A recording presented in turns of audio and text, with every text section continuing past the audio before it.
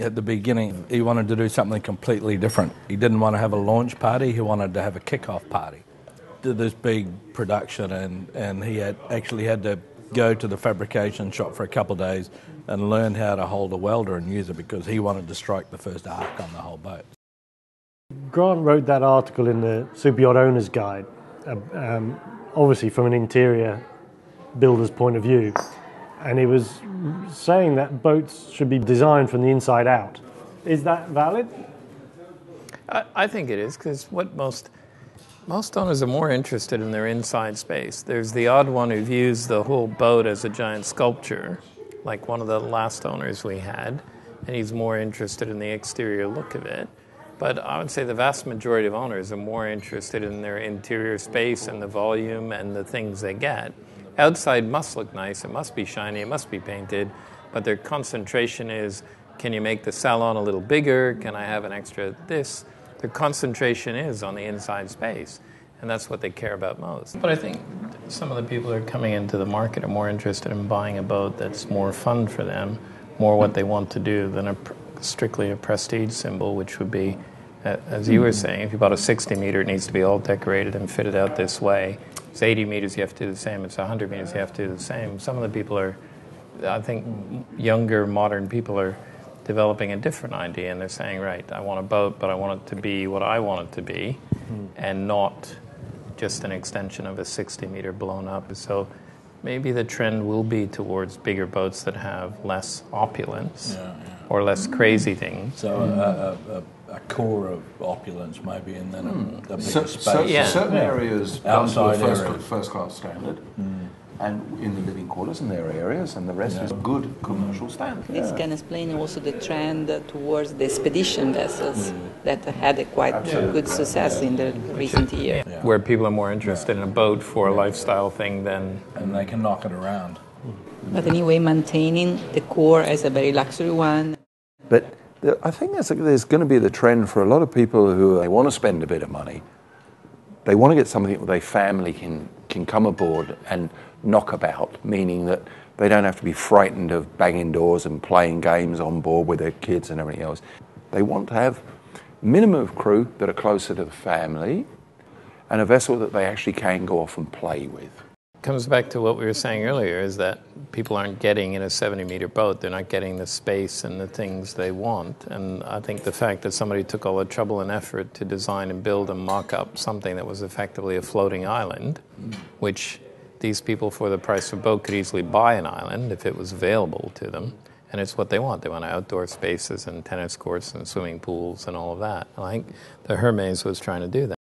What's the most common complaint of an owner during project? Well, I have to say, one guy I know who's built a few boats, and of course when he made his money, he wanted to buy a boat, and he used it for a couple of years, and then he sold it, and he talks about it as not a nice experience because they wouldn't let him have any input into the building of the boat. For him, he didn't like that experience. But that was the same, I mean, the quote I'll remember from the Amadeus experience when he decided he was going to convert it from what it was to what Andrew Langton drew.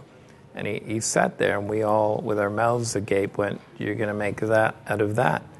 And he went, "Yeah, I'd like to." And we said, "Why would you? It's really, really hard." And he said, "Not for me." He said, it'll be interesting, won't it?" And he was interested. It was fun for him to do something out of the box. I don't think collaborative builds are about legal things. The legal things are a framework and which you work on. You either collaborate or you don't. And that's about the people. It's not about the documentation. And a good document's the one that goes in the drawer and nobody ever looks at it again. But that's not about how good the document was. It's about how good the collaboration was and how well the parties work together. And I think from day one you have to have that picture in your mind of what that product. And for me, like a visual person, always like to get a rendering of the finished product and put it up on the walls of the workshop and everywhere you can, so guys that are working on a dirty lump of steel don't think about it as that. The younger generation now, the guys we got working for us now, they're superb. Couldn't knock them in one way. They're highly educated, They want to do well. Yeah, I saw this difference between the old generation and new generation because I did work in Croatia already something like 10 years ago, and was deeply different because the old mentality was far more evident. So now the process is becoming more evident with the young people that we have around. I guess for me, when I first came here, and I only came for a day initially, and I walked around the boat with Grant and Don, and I just looked at the workmanship, and I got quite excited about it because, I don't think there's any question that the steel work and those black trades, as they call them, the guys are very good at. But also some of the systems were just starting to go in, and systems are something that I've been my thing for forever, and just being done very well and neat and tidy and straight and square, and joins are done properly. So for me, I think the skills are there. I think like a lot of things, at each end it's really obvious and the middle is a little bit gray, and probably if you look at commercial yards that have tried to build 40 and 50 and 60 meter yachts, they've failed. They've got tangled up and fallen over themselves. And yacht yards that have tried to build their first really big yacht have tangled up and fallen over themselves. In the middle, there's probably a spongy bit where yacht yards that have built 70 and 80 meters can grow up. But the transition to SOLAS rules, I think, is a struggle for them. The same way transition to over 500-ton rules is a struggle for people.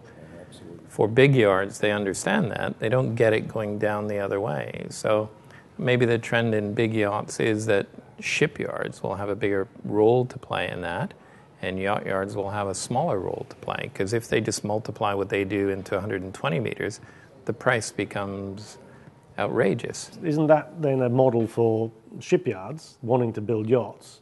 You do what you're good at, which is very high quality, sophisticated cruise ships, and then use well-known branded subcontractors who have the yacht experience. If you want to create that today, the only way to do it is to get the key elements of expertise and train people.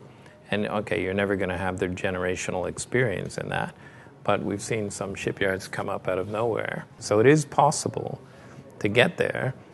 So maybe you don't need a generational base and you don't need a large historical base. What you need is some clever brains at the top and suck in the right expertise in the right areas. And like you're saying, find the right place where certain labor that you don't need to pay 50 euros an hour for, you can gain a benefit from that, which allows you to bring in expertise. And that model is probably a good model to follow.